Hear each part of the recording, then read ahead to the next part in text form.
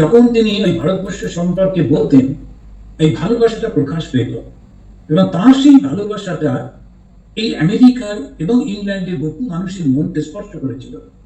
নইলে যদি আমরা ভাবলে অবাক লাগে, ইংল্যান্ডের থেকে লোকেরা সমস্ত ঘর বাড়ি বিক্রি করে, সমস্ত সম্পত্তি বিক্রি করে টাকা নিয়ে স্বামীজির সঙ্গে চলে যাচ্ছেন, ভারতবর্ষে থাকবেন, ভারতকে সেবা করবেন বলে। আর এই সেই মানুষটি, তিনি ব্রিটিশের সৈন্যবাহিনীতে ছিলেন, ক্যাপ্টেন সেভিয়ার। তিনি ব্রিটিশ সৈন্যবাহিনীর ক্যাপ্টেন ছিলেন। আর সেই ক্যাপ্টেন সেভিয়ার, তিনি তার সমস্ত সম্পত্তি বিক্রি করে the Mr and Mrs Sevier ভারতবর্ষে চলে গেলেন। স্বামীজি বললেন, তোমরা কলকাতার গরমে থাকতে পারবে না, হিমালয়ের মধ্যে গিয়ে থাকো। ওরা হিমালয়ে গিয়ে থাকতেন।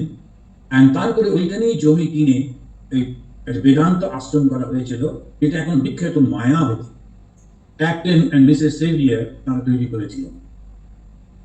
ভেবে দেখুন তো, তখন ব্রিটিশ যুগ, আর একজন ব্রিটিশ সৈন্যবাহিনীর অফিসার, তিনি এই ব্রিটিশদের মধ্যে গিয়ে একজন ভারতীয়কে প্রণাম করছেন, তার পায়ে মাথা রেখে প্রণাম করছেন।